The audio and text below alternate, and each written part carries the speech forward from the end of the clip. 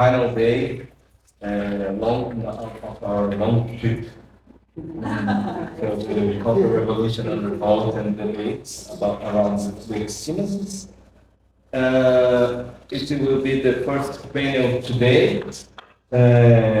I call this panel "Extremism of the Politics," to think, because you both are thinking about the question. And in this panel, we invite the Professor Immaculada Canguçu. She is Professor of Philosophy at the Federal University of Rio Preto in Brazil. She was a postdoctoral fellow at the School of Arts and Science at New York University, with a scholarship from CAPES. She is a member of the Art and Knowledge Research Group at CNPq. It's another group, foundation here in Brazil. She worked primarily in the areas of critical theory, aesthetics, and philosophy of art. She has published articles in numerous books and journals, including Teoria Estética, The Comic and the Tragic, Aesthetic Displacement, and Fantasia and Criticism. Her books include Sobre Eros, about Eros, Leis da Liberdade, Laws of Freedom, and a Fantasia e as Fantasias, Fantasy and the Fantasies. Her current research is on the juncture between fantasy and reality. She serves on the board of the International Hypermature Society. Em português, a professora Leca, não sei se muitos de vocês conhecem, ela é professora da Federal de Ouro Preto, que é um dos departamentos mais lindos de filosofia, com o nosso rating, nosso ranking de universidades mais belas do mundo, e professora do grupo de pesquisas de estética, arte e conhecimento, pelo CNPq, e tem livros, publica bastante, muitos artigos, mas eu vou dar destaque aqui a algumas obras, em especial sobre estética e Marcuse. A tese dela, Leis da Liberdade, sobre Eros, que é uma coletânea de textos sobre Eros, e a Fantasias que eu estou recentemente lendo, assim, um bom livro para pensar, quem vai pensar fantasia, tá aqui uma boa referência. Now, Carlos,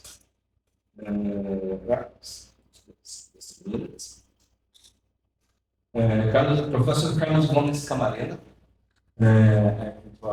pleasure to have you here. He maintains a psychoanalytical practice in Mexico City. Here. Full-time professor and research at Communication Department at Universidade Ibero-Americana, Mexico City. Member of the Forums of the Lacanian Field in Mexico. He holds a PhD in psychoanalysis and psychopathology at the University of Sorbonne, Paris. His research interests are in anti-philosophy, contemporary French philosophy, and the clinical and theoretical use of mathematics and poetry in Lacanian psychoanalysis. He was part of the translator team of Barbara Cassin's Dictionary of Untranslatables, co-editor of Marx Lacanian Vocabularies, published in English, Portuguese, Spanish, and Italian versions. We have to take this the last one. We have to speak with Yemen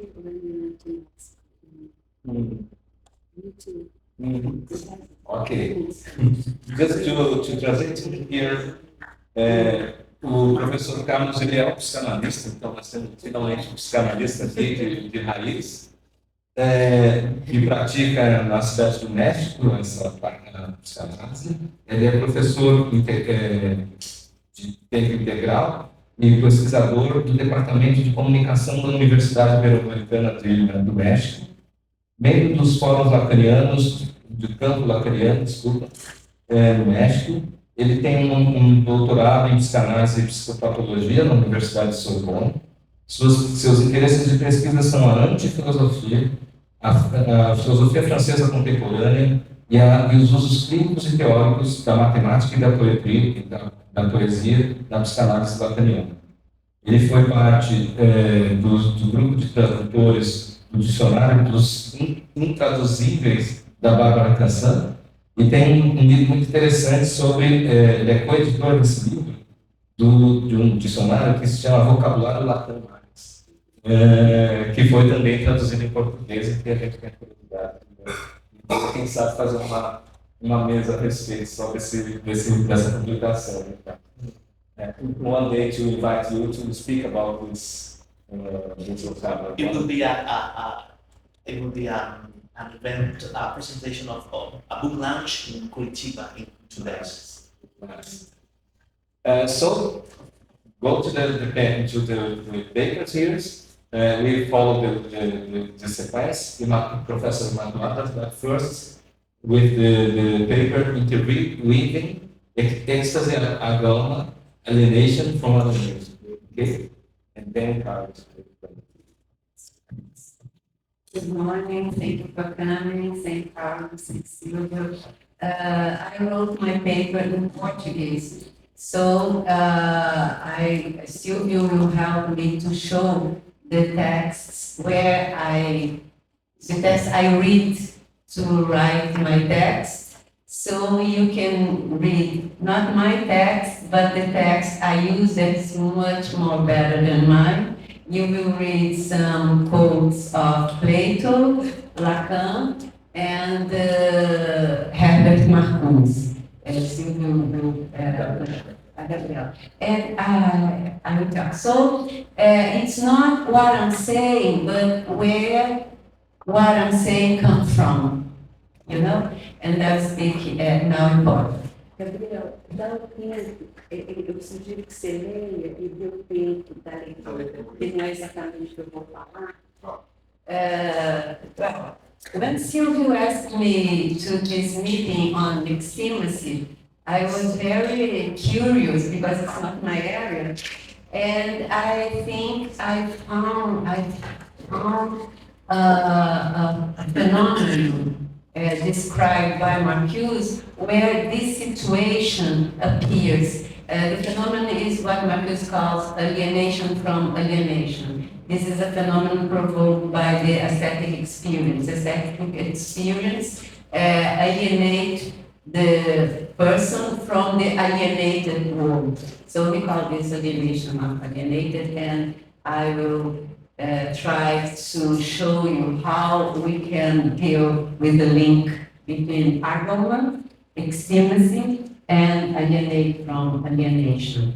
And of course, you who are reading it in English will have to do this link in your head because you're not going to listen to my text. So it's an exercise, have fun.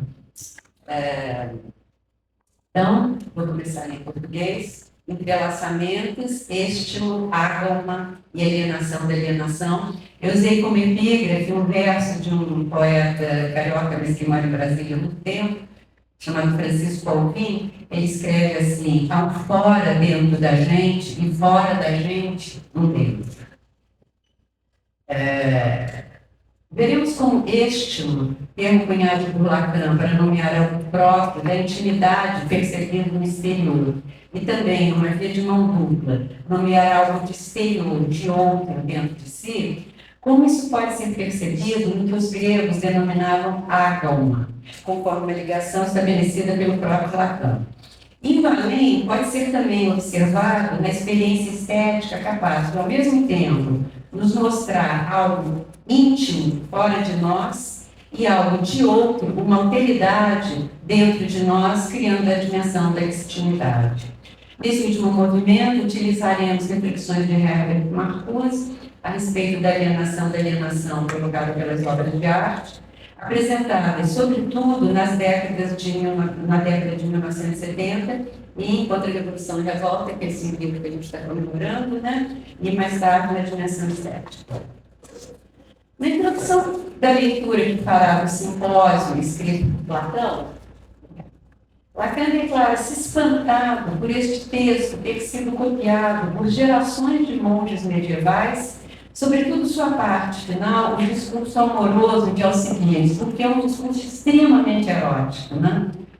Discurso que diversos tradutores franceses recusaram-se a traduzir e preferiram terminar suas edições do Simpósio com o discurso de Sócrates de Diotimo. Simpósio, esse texto também ganhou o nome de banquete, né, um francesismo totalmente inadequado, porque simpósio em grego significa beber um vinho junto, né, sumpinho.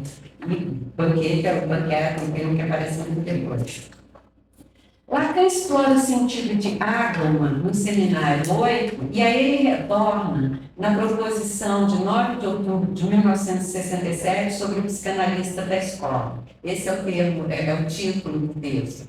E, por sorte minha, meu professor de grego recentemente escreveu um texto sobre ágoma, sobre a leitura que Lacan faz de ágoma, ou sobre o texto que Lacan lê, né? Num texto que está publicado numa revista da Escola Brasileira de Psicanálise chamado Correio. Não sei se vocês conhecem. Bom, então Lacan explora o sentido de ágoma nesses dois textos e ágoma aparece apenas 3 vezes no elogio que Alcibiades dirige a Sócrates no Simpósio, sempre com a intenção de ressaltar a estranheza, a atopia, literalmente a falta de lugar, o deslocamento de Sócrates. Como se pode lembrar, no simpósio descrito por Platão, depois de todos os nomeados oradores terem louvado Eras, Alcibiades, que é lindo, valente, demagogo, traidor, hierônimo de Sócrates, chega no final do banquete, né, no final do simpósio, enfeitado de flores e de fitas, bêbado, exagerado, para declarar seu desejo por Sócrates. Apenas ele conhece Sócrates, julga Alcibiades, disposto a revelar com seu louvor aquilo que é apenas por ele conhecido. Alcibiades compara Sócrates aos silenos, sátiros flautistas, enfeitiçadores ligados ao cortejo de Dionísio. Mais especificamente, as estátuas dos silenos, geralmente apresentadas com corpo de animal e rosto humano, essas estátuas, quando elas eram abertas, elas revelavam trazer dentro de si estatuazinhas, pequenas estátuas de deuses em seu interior. É isso que no texto grego dá a Gálmata Telma. Alcibiades diz: eu já as pude observar e pareceram tão divinas, tão brilhantes, tão belas, que é impossível não ser seduzido por elas. Sócrates esconde algo outro, brilhante, sedutor e perigoso, adverte Alcibiades. E aqui ele faz um elogio para Sócrates que pode nos dar medida do que deve ser um elogio amoroso, quer dizer, menos que isso só passa se tiver na palavra de Alcibiades. Ele fala assim, eu vou fazer uma longa citação. Quando ouço, meu coração palpita mais assodado que o dos coibantes. Suas palavras fazem saltar lágrimas nos meus olhos. Sócrates provocou-me frequentemente disposições tais que me levaram a achar insuportável a vida que leva. Ainda agora sinto bem que, se quisesse ouvir esses seus discursos, não resistiria, sentiria as mesmas emoções, pois levar-me-iam a verificar que sou imperfeito.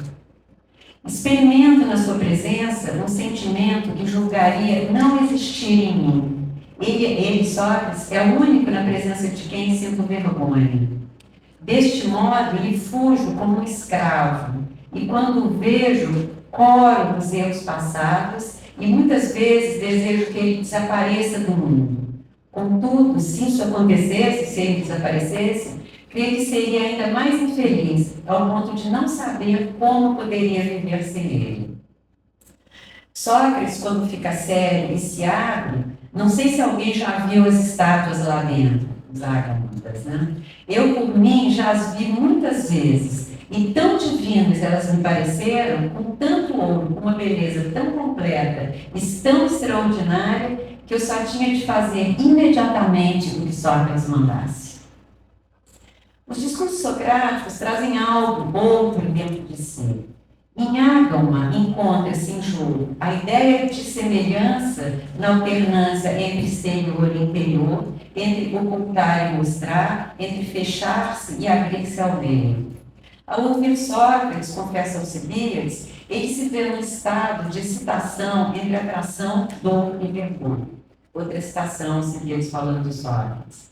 Eu me sinto picado por algo de mais doloroso na parte mais sensível de meu ser, pois logo fui mordido na alma e no coração, chamai-me que vos aprover, pelos discursos da filosofia, os quais penetram mais cruelmente que os dentes da víbora quando encontram uma alma jovem e bem formada que fazem dizer ou fazer toda espécie de extravagâncias. Efetivamente, uma coisa que omiti ao começar é que os seus discursos, o discurso de Sócrates, se parecem exatamente com silenos que se abrem. Se nos pusermos a escutar os discursos de Sócrates, somos tentados, logo de início, a achá-los grotescos. Tais são as palavras e o estilo que envolve seu pensamento, que mais se diria a pele de um sátiro grotesco. Ele fala de burros de carga, de ferreiros, de sapateiros, de correios, e parece dizer sempre as mesmas coisas, nos mesmos termos, de maneira que não há ignorantes que não sejam tentados a rir. Mas quem abre os discursos e penetra seu interior, primeiramente descobrirá que encerra um sentido que outros jamais encerram. Em segundo lugar, que são mais divinos e mais ricos de imagens de virtude e o mais, se possível, se orientam, ou melhor, em tudo se orientam para o que convém ter em mira quando se procura ser belo e bom. Fim da citação de Alcibiades. Há dentro de Sócrates e dos discursos socráticos um ágama. Originalmente, ágama é ornamento, tesouro, objeto sagrado, oferenda, e em sentido mais abstrato é dom, valor, algo que produz deleite. E será o pivô do conceito lacaniano do objeto produtor de desejo, o objeto A. Em linguagem lacaniana, eu te amo mais inexplicavelmente, amo em ti algo que é mais do que você. O ágama é o gatilho do amor, algo que se encontra apenas no ser amado. É algo visto em um ser. Eu te amo porque vejo em você algo que é mais do que você. O desejo investido no objeto está então condenado ao fracasso, a menos que possa ser visto como uma espécie de flash and post, uma mensagem na garrafa do sujeito para si mesmo. A impossibilidade ontológica de alcançar o desejado, que não está lá onde foi posto, nem em qualquer lugar alcançável, a gente tem uma música em português que fala: a gente não sabe o lugar certo, a gente não colocar o desejo. Então, o desejo está sempre no lugar errado, né? Pode revelar a impotência epistêmica radical, quando também em seu interior o sujeito descobre algo outro, algo mais do que ele. Algo, e aqui eu não encontrei o termo, I didn't find Lacan in English, so I quote Zizek talking about Lacan. Algo que é radicalmente interior e ao mesmo tempo já exterior, e para o qual Lacan cunhou uma nova palavra, extime. A fórmula lacaniana para esse objeto, é claro, é pequeno objeto A. Esse ponto mesmo do real que não pode ser simbolizado, que é produzido por um resíduo. Nesse segundo texto, Lacan trabalha também com o conceito de palha. Um resto, uma sobra de toda operação significante no computação do sujeito. Um núcleo duro incorporando jouissance, gozo, e como tal, um objeto que simultaneamente atrai e repele, que divide o nosso desejo. Fecha aspas. O objeto do desejo já está ali como objeto do desejo, realçando a falta constituinte e incluída em toda ordenação simbólica. A coisa das Ding é o termo usado desde Freud para designar o objeto supremo de nossos desejos em sua insuportável intensidade e impenetrabilidade. Vale lembrar o filosofiano freudiano, segundo o qual o ser humano não é senhor nem em sua própria casa.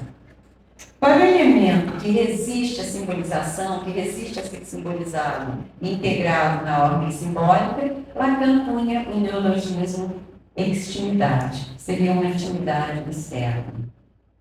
Intimidade externa talvez também possa nomear a experiência descoberta através a instância descoberta através da experiência estética. Acho que todo mundo já se reconheceu numa obra de arte, numa canção, num filme, numa música.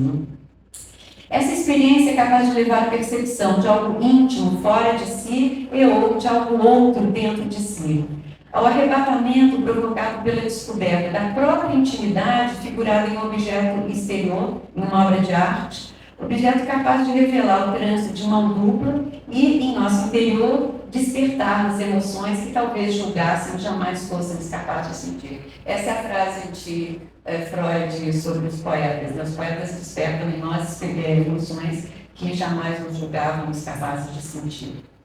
Diante do abalo provocado pela experiência estética, parece difícil aceitar estarmos de frente de um objeto apenas material, no caso da escrita, da tinta sobre o papel. Esse salto da materialidade dada a uma outra dimensão, não material, um salto da interioridade para o objeto e vice-versa, através da experiência estética, Marcuse denomina alienação da alienação. Marcuse percebe a arte como alienada, como outra da realidade estabelecida que está em sua origem. A terminologia marxista, alienação, remete à necessidade da alienação imposta pela sociedade em curso e a subsequente adoção de comportamentos mecânicos exigidos para a sobrevivência cotidiana prosaica. Então, a gente se aliena de si mesmo e assume comportamentos maquínicos, Então, como alienação de uma sociedade alienada e alienante, a arte é uma segunda alienação, em virtude da qual o artista se dissocia metodicamente da sociedade alienada e cria um universo irreal, ilusório, em que a arte tem e comunica a sua verdade. A necessidade dessa segunda alienação da experiência estética é assim apresentada por Marcuse. Em uma sociedade baseada no trabalho alienado, a sensibilidade humana está embotada. Os seres humanos só percebem as coisas nas formas e nas funções em que estas são dadas, feitas, usadas pela sociedade existente. E só percebem as possibilidades de transformação definidas pela e confinadas à sociedade existente.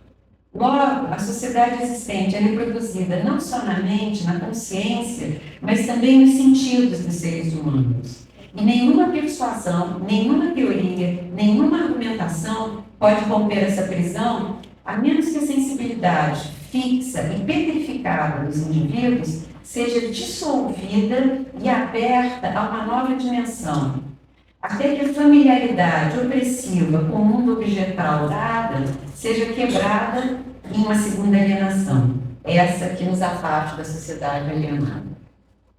Essa segunda alienação pode fornecer a base ficcional para a experiência da liberdade, fazendo emergir a falta constitutiva na percepção familiar, na experiência mutilada, no modo como as coisas são dadas, e pode iluminar a realidade com uma luz que esta não consegue absorver, uma luz que pode acabar dissolvendo essa realidade.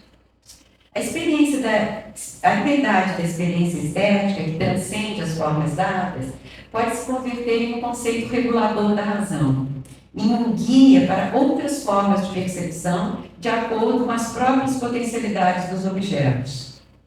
Com tal força, a liberdade se enraiza nas pulsões primárias. Um pré-requisito para o exercício da liberdade é a capacidade de os sentidos experimentarem, para além das qualidades dadas, as qualidades ocultas do múltiplo. Tal capacidade redefine a sensibilidade como ativa. Uma frase de Marcuse: os sentidos não são só a base da constituição epistemológica da realidade, mas também da sua transformação. Aprisionada, a imaginação é apenas reprodutora, ao passo que na ordem estética as coisas são colocadas em lugares que não são os lugares que acontecem delas serem. E nessa transformação elas podem chegar a seus próprios lugares. Como segunda alienação, a arte mantém-se alienada da sociedade alienada. A essência dessa segunda alienação está na ruptura um contexto familiar de percepção. A alienação artística torna a obra de arte irreal, cria um mundo que não existe. Marcos diz um mundo de shine, aparência, ilusão. Mas nessa transformação da realidade em ilusão, e somente nessa transformação aparece a verdade subversiva da arte. O que Marcos teme é que nos esforços sistemáticos para reduzir ou mesmo fechar a fenda entre arte e realidade possa desaparecer a segunda alienação. A pretensão ao real pode levar à perda da transcendência da arte e reduzir a percepção a uma unidimensionalidade. A atrofia dos órgãos necessários à alienação artística, atrofia cada vez mais em curso, né, é o resultado de processos muito materiais. Por outro lado, um patos que atinja os limites da existência humana e exija um grau de emancipação da experiência imediata, difícil de ser alcançado, contradiz a realidade e abre a possibilidade de algo outro. Isso torna quase impossível sua sobrevivência em uma realidade da qual não há mais fuga. Daí o problema da assim chamada verdadeira obra de arte. Né? Marcos considera que o que a arte revela, né, está além da sociedade de classes. A estilização revela o universal em uma situação particular. A revolução encontra os seus limites e os seus resíduos nessa permanência que é preservada na arte. Preservada não como um pedaço de propriedade, não como uma parte da natureza inalterável, não como uma rememoração entre ilusão e realidade, falsidade e verdade, alegria e morte. A arte não se separa das suas origens. Ela testemunha os limites inerentes da liberdade e da realização, do enraizamento radical do ser humano na natureza. A imbricação humana na natureza deixa um resíduo que pertence ao domínio do que é mutável e do que é imutável. Nas palavras de Marcuse, é difícil imaginar uma sociedade que tenha abolido o que nós chamamos de acaso, o encontro nas encruzilhadas, o encontro dos amantes, o encontro com o inferno. Marcuse descarta essa possibilidade através da concepção trágica da existência, através da insuperável não-identidade do indivíduo consigo mesmo. Na obra de arte, a invenção arbitrária e privada de algo novo. O conteúdo torna-se forma e vice-versa. A forma é tirânica e, com isso, suprime a falsa imediaticidade da expressão. Em 1921, Brecht escreveu nos seus diários: acusam-se os clássicos de sua sujeição à forma. Esquece-se que é a forma que se submete. Isso Marcuse cita na dimensão estética. A forma submete-se ao artista, enquanto a expressão privada de forma torna-se banal e não se opõe ao universo estabelecido. Na forma estética, os objetivos, as emoções funcionais, a racionalidade e a imaginação, que são removidos de sua socialização para uma sociedade repressiva, lutam pela autonomia, mesmo que no mundo fictício. Através da arte, o encontro com a ficção possibilita a experiência sensível da alteridade. A forma estética permite a transvaloração das normas que regem a realidade estabelecida. Ela quebra o privilégio do status quo de determinar o que é real. Através da forma estética, a experiência é intensificada até o ponto de ruptura. A intensificação da percepção pode chegar ao ponto de distorcer as coisas de modo que o invisível é dito, o de outra forma invisível torna-se visível, o insuportável explode. O processo artístico libera os objetos da percepção automatizada. As condições petrificadas, Marcos diz, são forçadas a dançar, cantando para si mesma a sua própria melodia. A arte descobre que existem coisas que não são mero fragmentos e partes de matéria a serem manipuladas, mas as coisas em si. Assim, a arte descobre e liberta o domínio da forma, o prazer da sensibilidade. Fecha aspas. A existência das obras alienadas constitui a expressão de uma potência livre, mesmo que impotente fora da arte. A obra de arte é bela na medida em que opõe sua ordem à ordem da realidade, a sua ordem não repressiva, onde a própria maldição é proferida em nome de Eros. Eu termino com essas palavras de Marcuse. Contra todo o fetichismo das forças produtivas, contra a escravização contínua dos indivíduos pelas condições objetivas que permanecem centros da dominação, a arte representa o objetivo último de todas as revoluções, a liberdade e a felicidade do indivíduo. A nós parece, agora eu falando, né, que a alienação da arte, este e a alma se entrelaçam na percepção de que o desejo mais intenso será aquele que pulsa pelo invisível. Mesmo assim.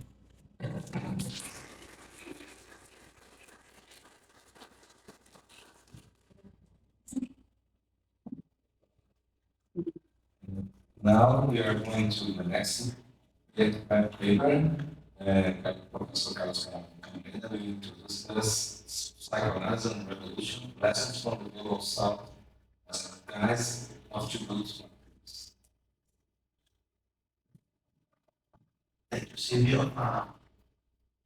Thank you for you all in the Universidad Federal de UABC, and especially for the organization of this conference, for our partners in the Fleximasis, Silvio, Gomez, Carneiro. We always mix Gomez because we are both Gomez. Maybe that's why. Okay, I will begin my conference or this conversation with a quotation from Marcuse. It is an interview, and he answered to a question with this quotation. My passion came from my personal experience of the betrayal and defeat of the German Revolution and the organization of the fascist counter-revolution, which eventually brought Hitler to power. I was 20 when the German Revolution broke out. I was at the last half year of my army service, and I was stationed in Berlin. I got my first revolutionary experience as a member of the Soldiers' Council, but it was a great experience because the revolution was really betrayed. This is part of the conversation with Marcuse entitled Revolutionary Eroticism. The title of my conference is Psychoanalysis and Revolution, Lessons from the Global South, as a guise of tribute to Marcuse. It has two parts. The first part is called Revolution as a Master's Empire. It was a time when the word revolution, capital R, overdetermined the theory and the practice of every Marxist and political theorist. All aesthetical, scientific, political, or even erotical inquiries were part of the exploration its horizon were revolution, its ultimate existential leitmotif. All practices, being law, art, science, or politics, they were overdetermined by the term revolution. It's a master signifier. So it was a moment when even like the aesthetical exploration of Bach with traveling, or Pasolini with mise en scène, or Eisenstein's montage were part of the revolution, of the revolutionary movement. That's why we have this infamous formulation of Benjamin: against the aestheticization of politics, we have the politicization of aesthetics. So it is aesthetics that was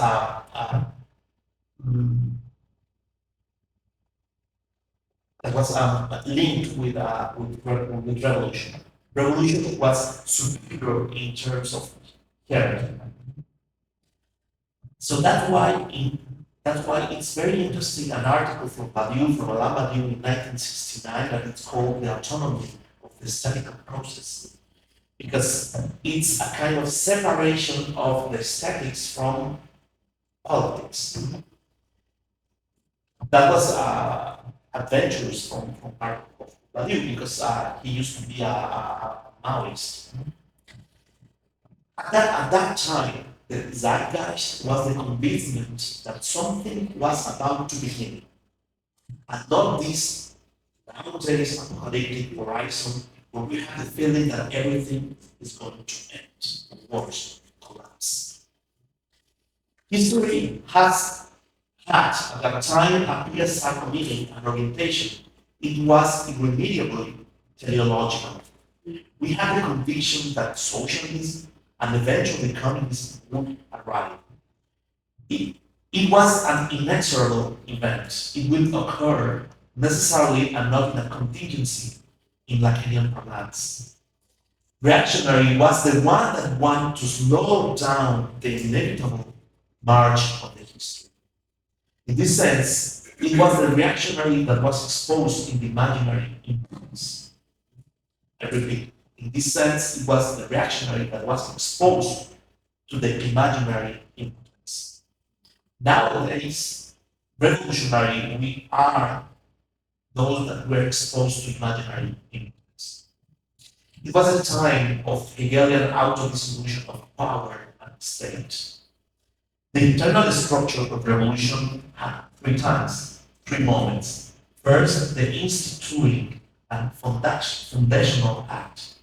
Second, was one hidden element or fragment of the situation suddenly transformed itself as a universal. Egalitarian moments in terms of material, or the egalitarian class in Marx, all the power to the Soviets in terms of them. And the third moment was the establishment of the dictature of the proletariat, or the administration of things instead of managing people as exploitation.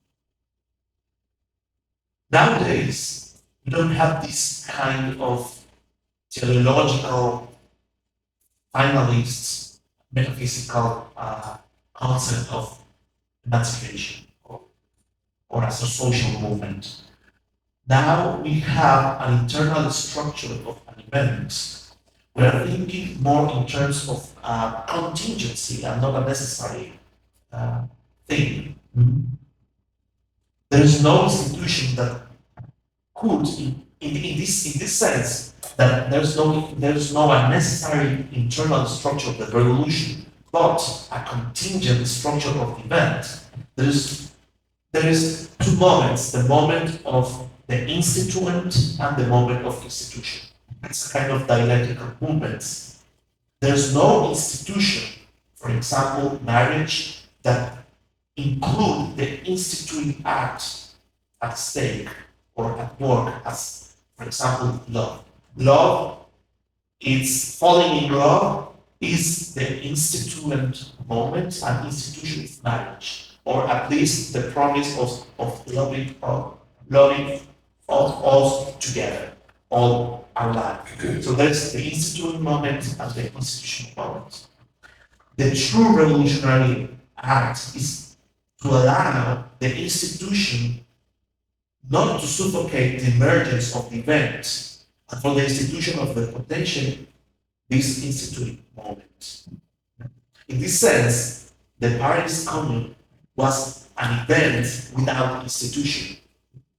This is very interesting because that is what happened in Spain in the 11th March, when they took the place Plaza del Sol in Madrid. But then they have an institutional moment when they founded the Podemos political party. But every institution is a treat, or it's a creation, it's a betrayal of the institutional moment. But there's no possibility that's why the Commune of Paris failed. And also the unions or the parties or the state, or the communist state. That's what I'm supposed to do. And so in this sense, the Paris Commune was the event without institution, and fascism was institution without event. That's the internal and structural paradox of the event and not of revolution. What I'm proposing is something else today as a revolution. I will go for the. So this structure of revolution and not structure of institution and institutional moment had a Hegelian imprint. The passage from the proletarian class in itself to the proletarian class for itself without loss. And this is very important because it has to do with the reverse of the agalma, which is Palea. This is the thing that it forms out. So I repeat, the Hegelian imprint from the passage of the proletarian class in itself to the proletarian class for itself without loss. But there is an indivisible reminder, the Palea, or the agalma, it depends. Here, extremism concepts are also useful. There's an inclusion and exclusion, a representation and representative in these moments of revolution or emancipatory moments. There's indiscernible moments between inclusion and exclusion, representation and representative. Let's say that the hard institution moment is the topology of the sphere. That's why it's very important to conceive in topological ways extremism. The sphere, the topology of the sphere has interior and exterior. But if we have the torus, which is not a volume, it is a surface. Here is interior. But here is the exterior-interior, because there's a continuity between interior and exterior. There's continuity. And here we have demands. This is one demand, this is one demand. And the interior and exterior is the objet, etc. Here, this border is desire. The desire is nothing but out. And A is a whole in a topological way. It is nothing, it's a void. So the interesting thing of extremism is we have a continuity between exterior and interior and a structure between demand, also in political terms, desire and objet, which is agalma and palea. Or plus de jouissance, and at the same time, objet quotidien. So what I'm claiming here is that the concept of extremism is useful because in moments of in emancipatory moments and revolutionary moments, we have inclusion and exclusion, representation and represented as a continual movement. Whereas when we have an excess of representation or excess of marginalization, we have the topology of the sphere. That's what I'm claiming. That's why this is not metaphysics. This is a mathematical way to conceive different things as politics. This is what also Plato or Hegel did when Hegel was talking about two kinds of infinites. It's a mathematical way to conceive things, and also the Descartes. Descartes have political and philosophical consequences of mathematics. So this is not a delusion. When Lacan is using topology, is to think another structure of revolution, for example. Part 2, psychoanalysis enters into the scene. I will quote one part of Trotsky's autobiography.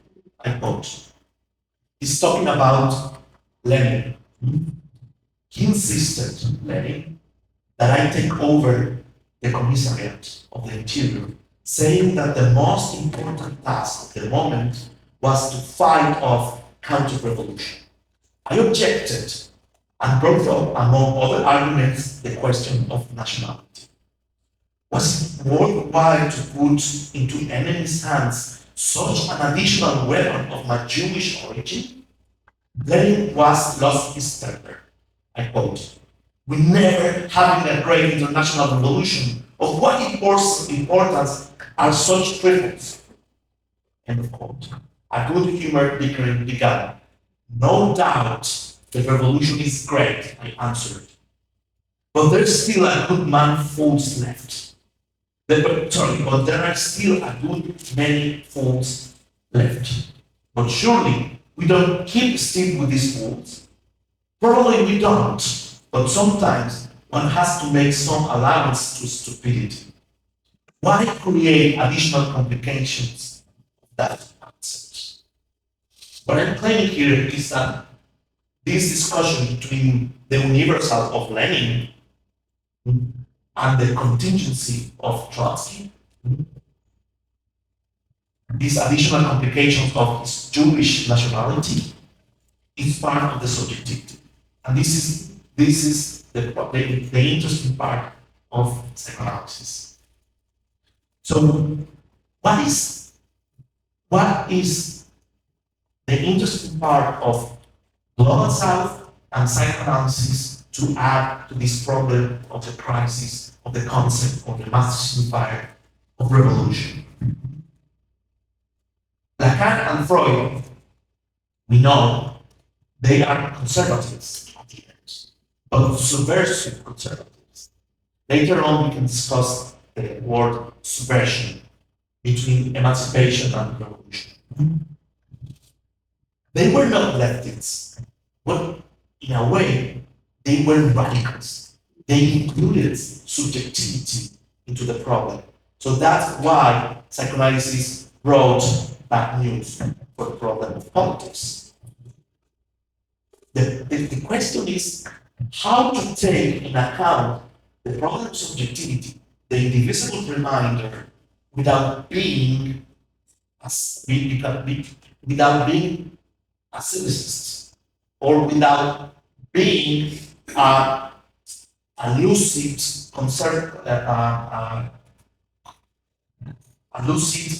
rightist way. That's the problem. The true eruption for Freud and Lacan of difference were not difference of class or religion or race, but the true difference is at the end the difference of language or sexuality, not as sexuation, not as gender. In this way, we can aspire to attain a complete and transparent identity, as we have mentioned. The revolutionary process then is not made by fragments that attain a totality. This is the problem. The revolutionary process is not anymore made by fragments that attain a totality, but subjects that are divided, subjects that in themselves will never be totalized. That is to say, we have a puzzle, but each part, each fragment of the puzzle is complete in itself. So even if we reunite all these pieces, each piece has a hole in inside. That's the problem. That's the bad news from psychoanalysis. That's the stupidity that it has to be allowed by Trotsky instead of this totalization of Lenin. There is never, so the question nowadays, from the perspective of psychoanalysis, what is a collectivity that does not attempt against the constitutive subjectivity of their own collectivity? There is never a total identification or identity. It is a subject of desire. It is a divided subject, a subject that has a hole in its structure and will look after illusory objects to fill that hole. And this is the trick of capitalism. Trying to fill this hole in the estimate of subjectivity. That is why the ironic response of Lacan to those revolutionary students of May 68 was, one, you want a master, you will get it. And second, revolution is the return to the same place. That's a revolution, it's a cosmic revolution where all planets go to the same place. But 2 days ago, Sunti gave us an emancipatory explanation of this to return to the same place of revolution when we pass from the number 2 to the number 3 to the structure of number 2 of the dialectic of the master and the slave to the structure of truth in a triad, because a triad is a repetition with the possibility of a difference. So even in Lacan, is there a revolution? Things go to the same place, there's a possibility to the rule, to deorganize this repetition. So the question after psychoanalysis, after Freud and Lacan, is it possible that the instituting act could not be closed by the institutional moment, but also is it possible to include these fragmented pieces that are divided inside? How to take in account how the subject is constituted. Here we have two positions, the Lacanian right and the Lacanian left. The Lacanian right is the human is like that. It is a parasite, it has jouissance. It's the only way. The only way is to maintain capital and to find its own jouissance. Savoir-faire avec les symptômes. It's a parasite, the human is a parasite, and capitalism is the true and natural order that makes possible this subject to attain its own resources. In other words, I'm paraphrasing Zizek and of course Jameson, it's easier to imagine the end of the world rather than the end of capitalism. Or the Lacanian left, where we can take into account the subjects and non-total order of the state, organization, party, or whatever social purpose as a possibility. And this means a shift. This is very interesting. There's a logical shift from the axis of possible and necessary to the axis of impossible and contingent. In this horizon, this is impossible, but if we make something that impossible that was before our intervention, now it's possible, but as a contingency. So what is a contingency and Latin American reading of Marx? What I'm proposing here, and this is the question, we can discuss that today. The revolution times has passed. So we are in times of emancipation. We are times of emancipation. But what it means, emancipation in these times?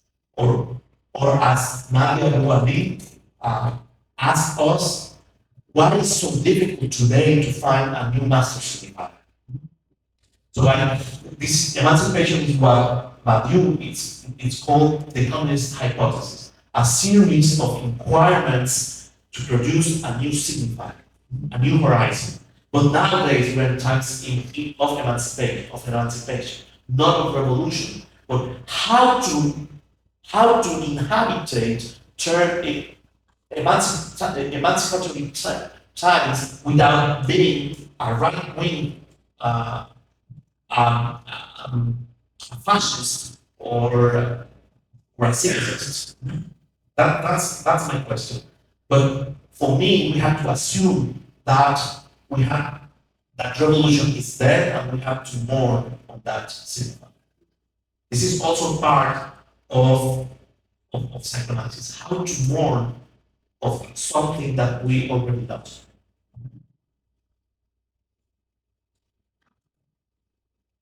In this way, in Latin America, precarity is a concept. It's how to do something out of the fragments that we have. This is very important because we can claim that precarity is a concept. And another question from psychoanalysis and also from political experience in Latin America is how to mourn of the death of a revolution. Mourning is not a farewell. Mourning is not a cancellation. Mourning, in psychoanalytical terms, is an active way it's an active. Mourning is not a farewell. Mourning is not a cancellation, but it's a new elaboration on working through on what has left behind or even passed away.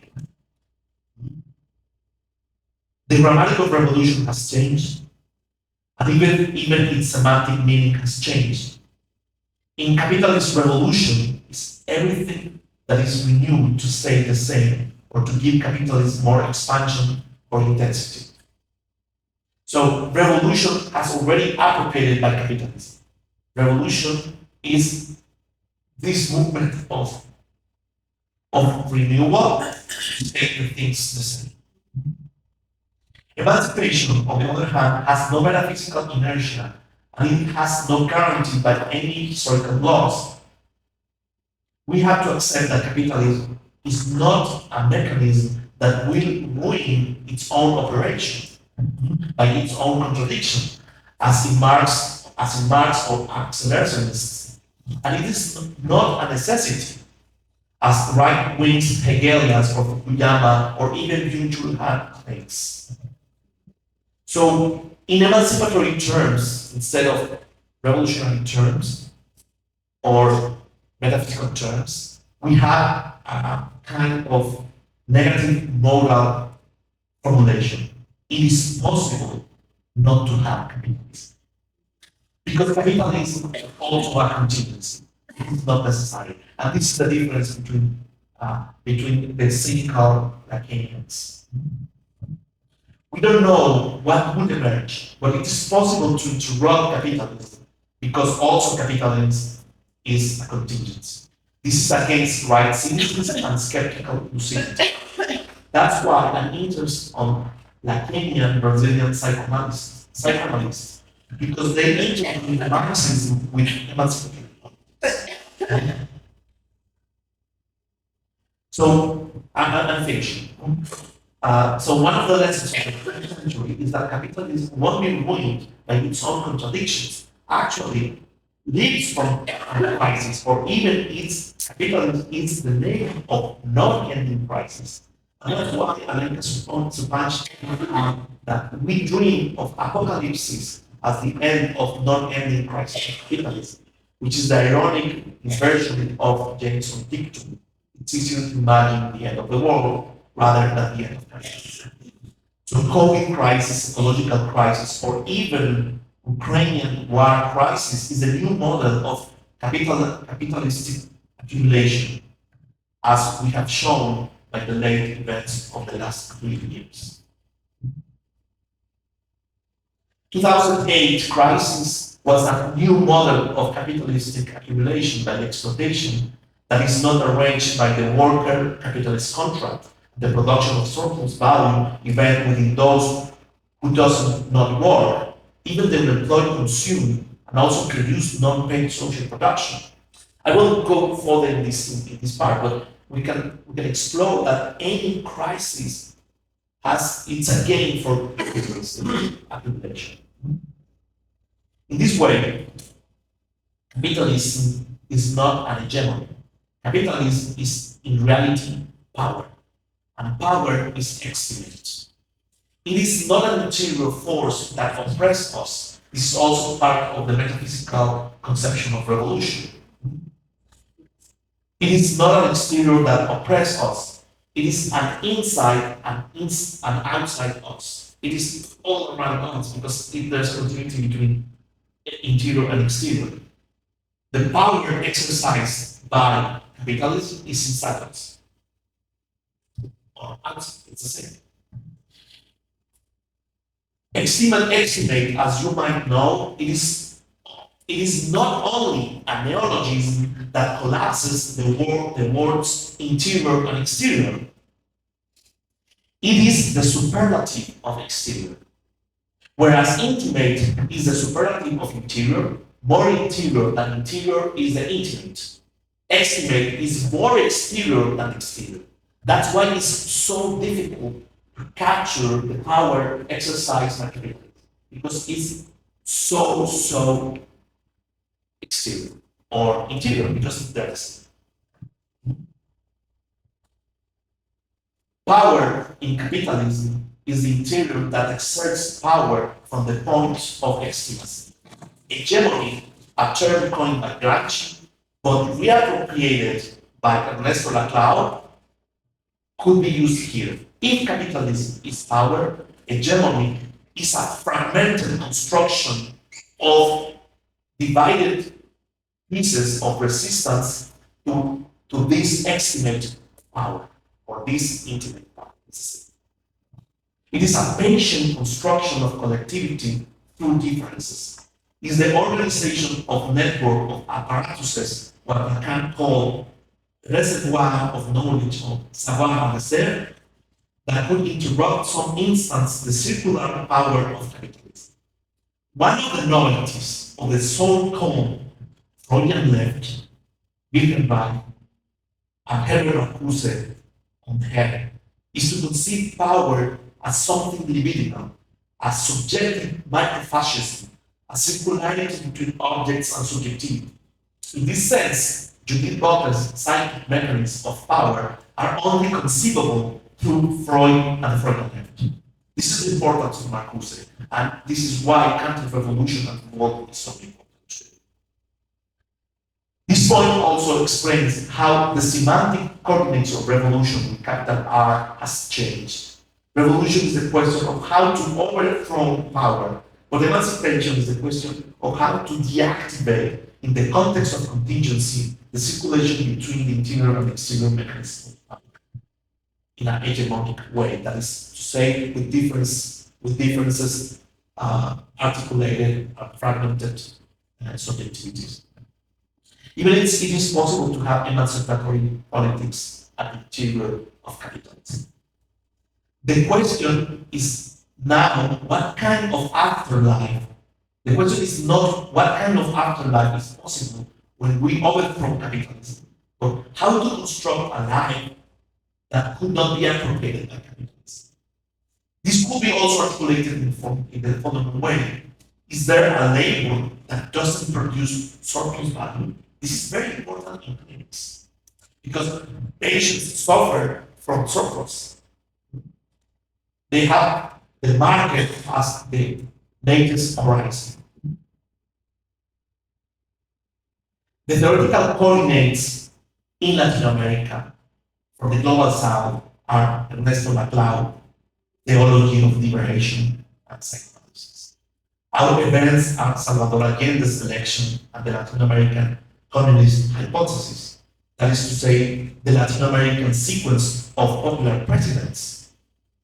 You know, Evo Morales, Correa, Fernández de Kirchner, López Obrador, Lula. They are emancipatory movements whose political experiment was how to operate a contingent state articulated by popular movements that are counter to the state oppressive movement. That's the innovation, and this is a contingency that worked at least for 15 years. The Latin American sequence of popular presidents, different state political experiments from the inside of capitalism, with all its paradoxes. Of course, some of them are very macho, some of them are, they have to contribute with capitalism, some of them are oppressive, but in a way they allow to emancipatory movements which are super interesting. In this way, Ernesto Laclau and the intervention of Latin American revolution, emancipation, and Salvador Allende are our contribution from the global south. Laclau is truly a novelty in the Anglo-Saxon and European political thinking because his thought is shaped not by French Revolution, not by La Commune de Paris, not by the October Revolution or May 68. All his examples were from Argentina and Latin America, where we live the oppression of the United States through CIA and corporations and a mixture of corrupt authorities from our countries, where democracy is synonym of communism or liberty depending on the benefits of the big capital, and where we have several political phenomena that doesn't exist in global north: narcos, desaparecidos, disappearing political militants, and para-state militaries. In this context, how we can think on revolution? We thought only on emancipatory context. Hegemony, in this sense, is the contingent art of arranging a puzzle where the pieces don't fit between them. Revolution, in this sense, is a totality where all pieces should fit as a necessity. As you have guessed, for me, hegemony is not on the side of emancipation. That is why all emancipatory movements have their own contradictions. For example, the colonial vision of Mexicans by Marx, or the prejudice of Fanon towards homosexuality. For him, homosexuality is a byproduct of European colonialism. In other words, homosexuality has been introduced by Europeans. Emancipation is a transitive verb. So emancipation from what? Emancipation from ourselves, because the power is exercised in a fixed way. We have to invent, to produce something different from the non-existent elements that we already have. This is precarity. Revolution is also a transcendent perspective, whereas emancipation is immanent. This is why one of the crucial questions of our time is the following: is there an exterior to capitalism? Again, extremacy is a key concept here. The question could shift from this other one, and in Benjamin terms, is how to create immanently a handbrake for this train called modernity. How to interrupt the production of entrepreneurial and indebted subjectivities, almost sacer subjectivities satisfied on themselves. I'm finished. Sorry. This is why also seems we lost the semantic of revolution. The conception of capitalism has also changed. Capitalism and governance are now disconnected, in contrast to Orwellian bureaucratic dynamics. We live in a time where the state introduces in governance. Government is now the art of introducing chaos. No alternative. Marcuse's one-dimensional man has already changed. Now we have distracted and fragmented subjectivities that function as there's no alternative. So we have the no alternative man or no alternative one.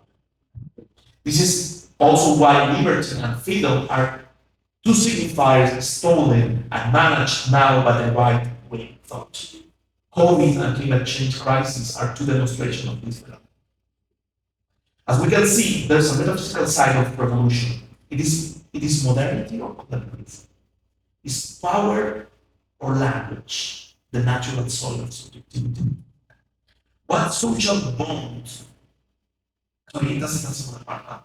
So these sort of questions are impossible without the horizon open by our research program called Extremasys, critical theory from the global south. That is to say, how to renovate the sharpness of critical theory from Kant to Karatani, Zizek or Butler, passing through French philosophy and Frankfurt. Thank you.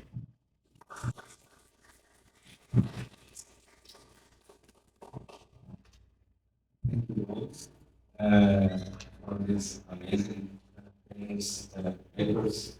I will put the word for the audience, but I would like to suggest something to because extremists normally could be think as a kind of terrorist or a kind of antagonism that paralyzes us. But both of you made us to think maybe extremists as a structural perspective of this permanent revolution, as a kind of institute, the process of the institutionalization, same thing. And it makes me think about a passage of Counter-Revolution and Revolt, about some strategies. That's interesting because Marcuse is not. Some people said no, Marcuse is never think about the working class, but he's thinking about him. He's thinking about the students, the black students, and a lot of strategies to think the end of the capitalism, ecology too, and so on and so on. So maybe it's difficult to think how Marcuse think. What's the strategy? Because sometimes he's parliamentary, he defends the parliamentarians. Exit, sometimes extra parliamentary exits, and so on and so on. But that's a kind of thing, a way to think extremism, maybe, because there's a process here. That one important strategy here is the strategy that Marcuse and Gucci speaking about, the march to the institutions. That's interesting because it's not just a counter institution with recreated an institution, a left institution, an imagine, but it's also to think this process of the institutionalization all the time. That's very interesting. Sorry, I opened my mind with your both presentation because you both touched in this extremist and structural way to think this interior, exterior, this is not parallel, an antagonism, but it's movement all the time with the extremes. That's the point for very important for critical theory and maybe some way to help us see more. So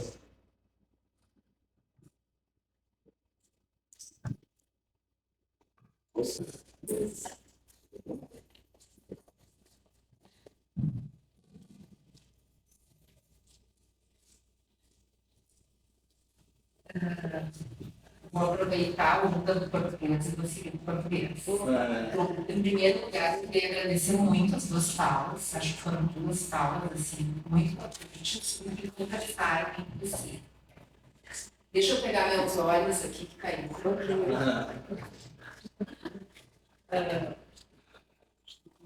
Achei incrível, porque a gente também segue o diálogo de ontem.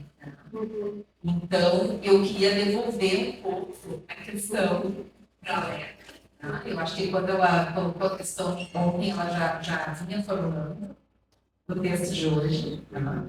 Eu acho que tem coisas aí, tem falas muito interessantes. Eu anotei aqui a impotência epistêmica.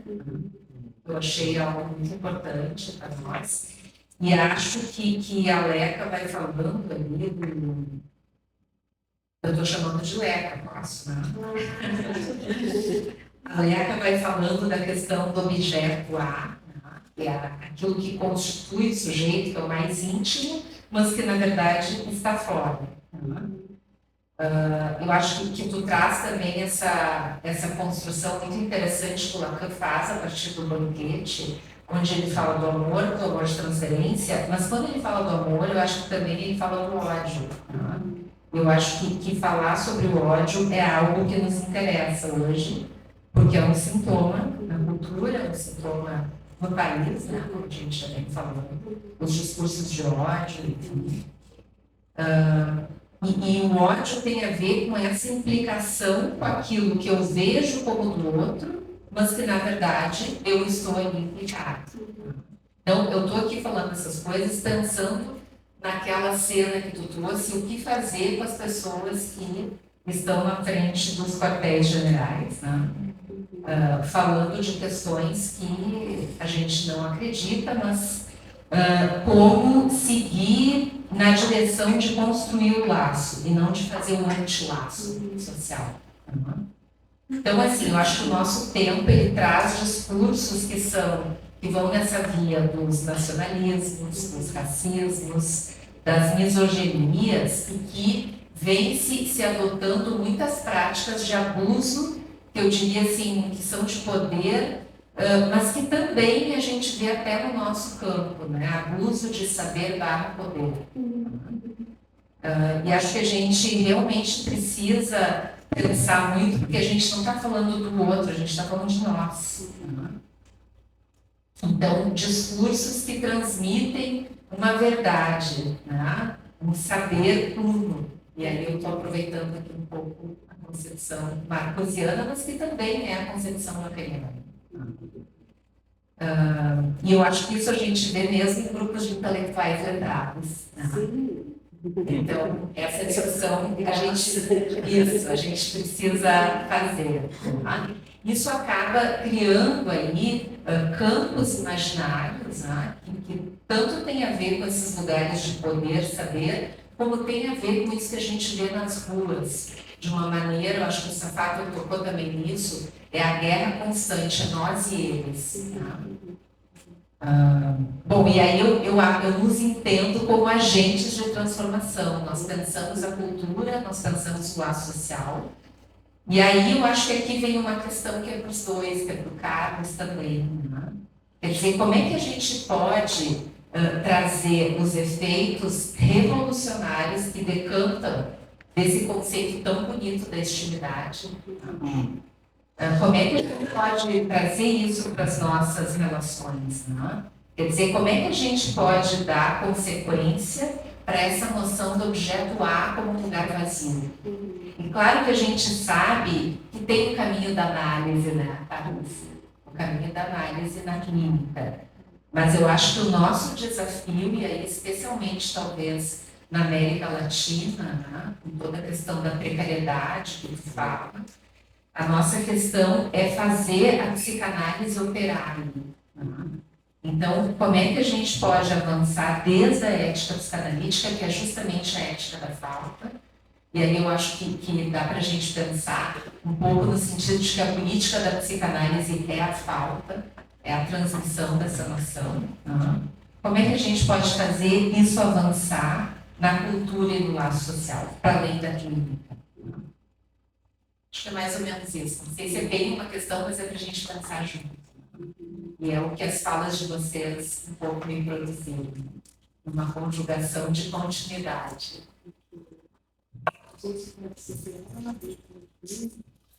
Bom, obrigada, Rose, pela questão. É isso mesmo, acho que a gente está falando disso, né, de uma impotência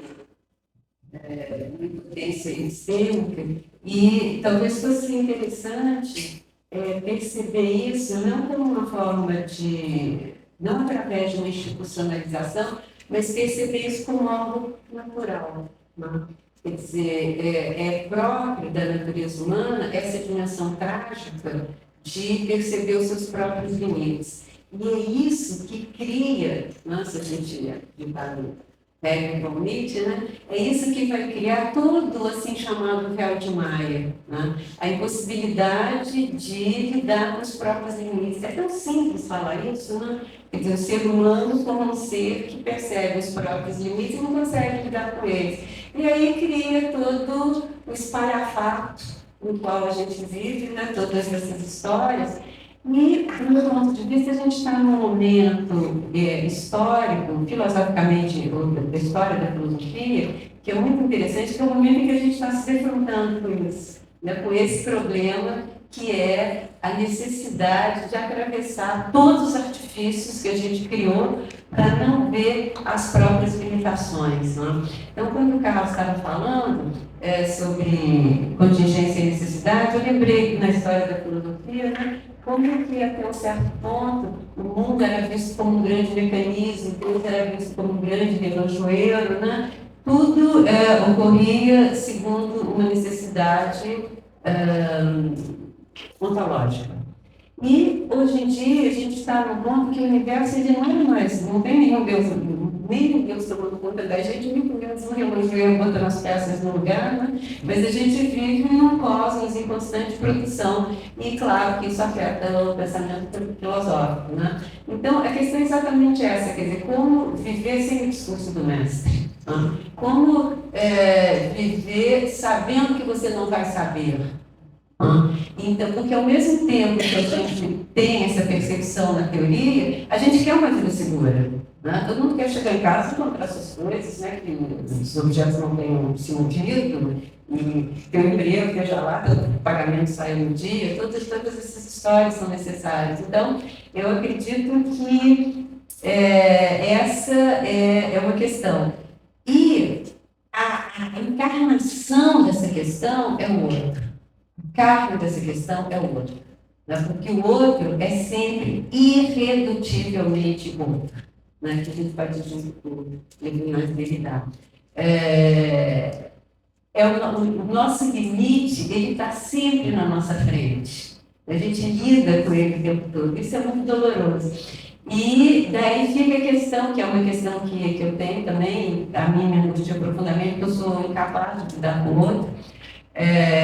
Aqui, a melhor resposta que eu ouvi foi a do Arnold, que falou sobre a capacidade de ouvir a dor do outro, de chegar no ponto em que o outro expressa a sua dor. Então, o sujeito está lá rezando na frente do quartel para que volte a ditadura, né? Ouvir esse sujeito até chegar na sua dor, até chegar naquele ponto em que a gente é o mesmo. Nessa intimidade que nos atravessa, porque tem um livro muito interessante da Susan Butman sobre Hegel e o Haiti, que ela fala isso, um pouco na linha de Benjamin, né, que até agora a gente tem uma história criada pela identificação com os vencedores, quando na verdade o que nos une é a fragilidade, né, é a vulnerabilidade. Então, essa seria uma verdadeira identificação. Uma possibilidade de criar uma intimidade comum, né? A nossa própria fragilidade, que é intensificada pela capacidade que a gente tem de perceber essa fragilidade. E, portanto, a necessária necessidade de tampar o buraco. Isso vai vir, né, com Lacan, capela da fantasia. Thank you for the question. I will speak in English because I'm not Portuguese.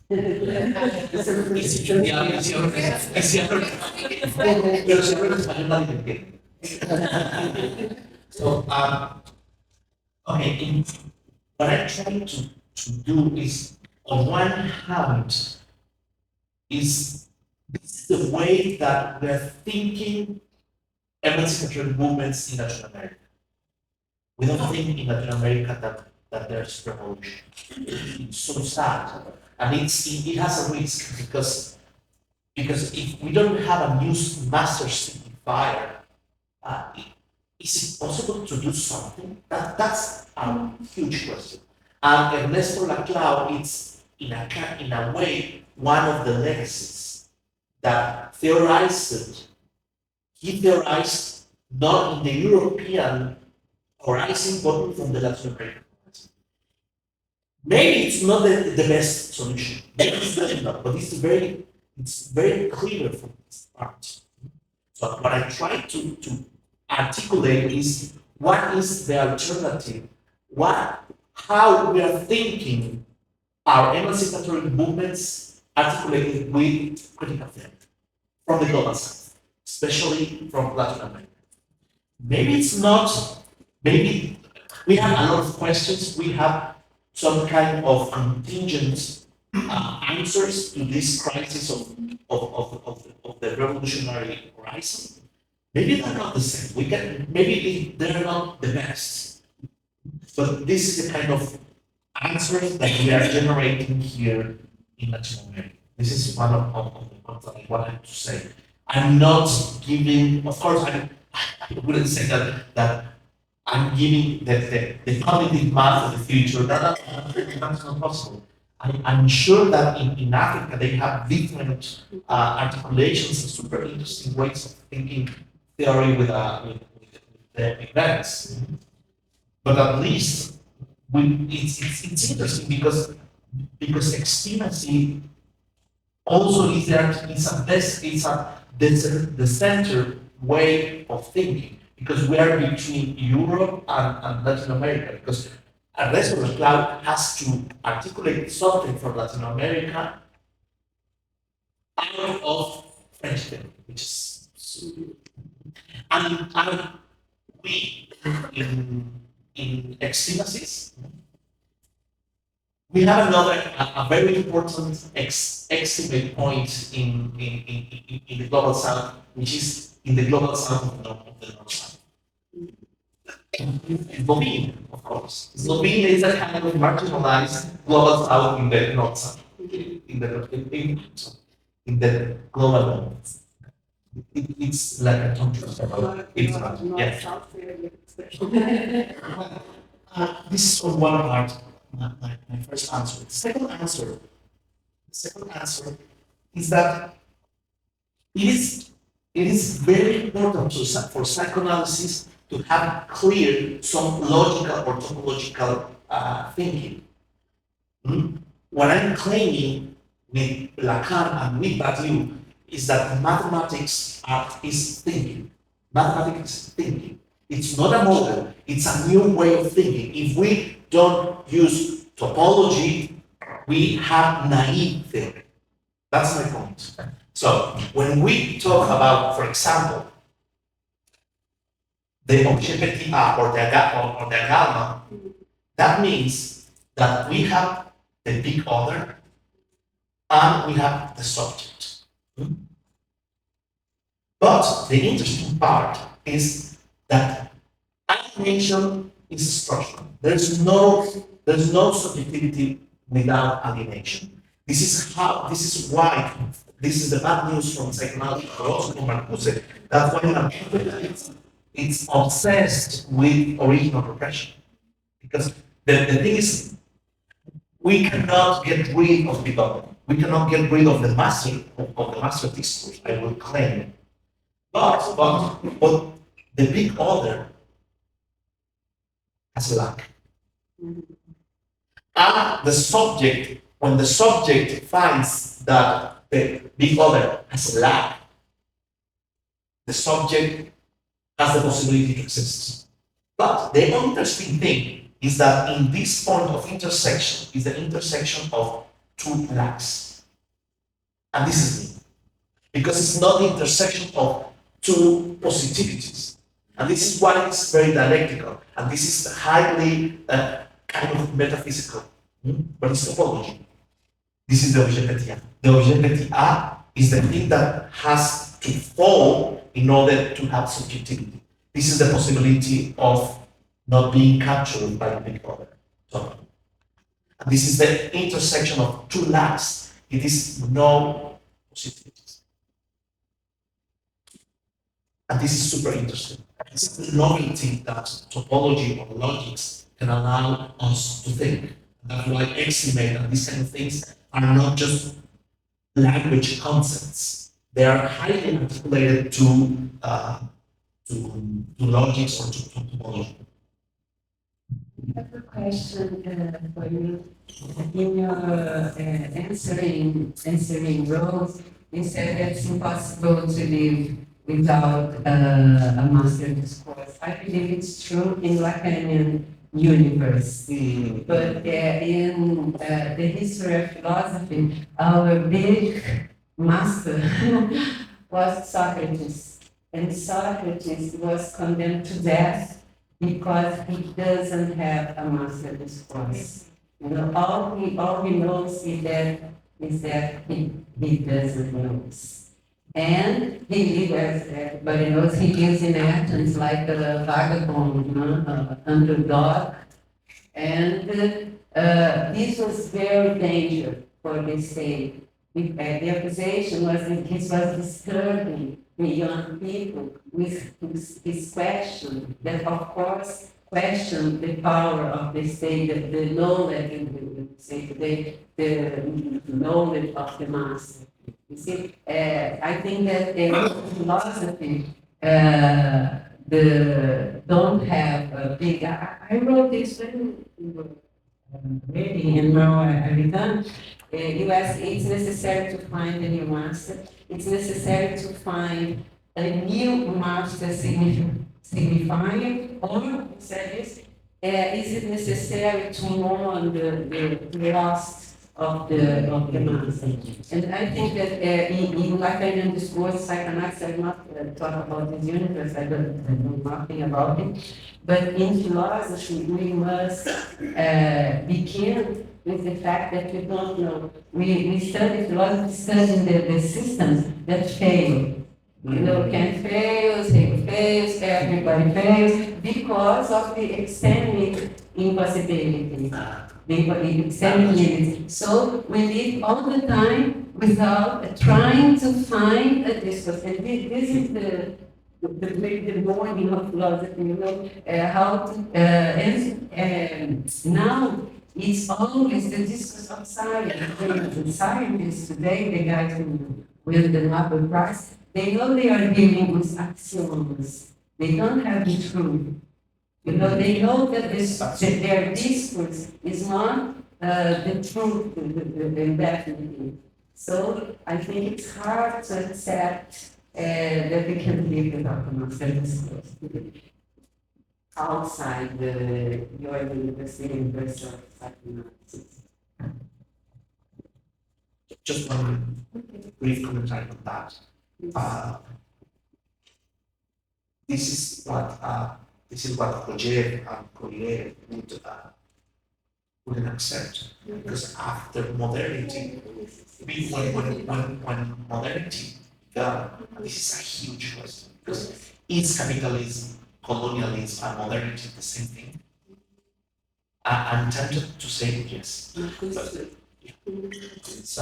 but there's no way to go back. Okay, that's our problem. This hours history. Yes. And in this sense, we are living in a Hegelian universe. Not the regular reading of Hegel, but Hegel was the first one that began to conceive things not being itself. Bom, eu só tenho que te agradecer a todos, assim, porque as tuas questões me ensinam, né? A gente tem que olhar para o próprio texto, quando alguém pergunta alguma coisa e teve uma série de insights que eu tive através das tuas questões, da apresentação e, sobretudo, da fala mais espontânea que veio depois, né? Então, eu, de fato, só tenho a agradecer, acho que não tem mais nada para falar. Gente, people, we are going to Dutch now, so we have another small break.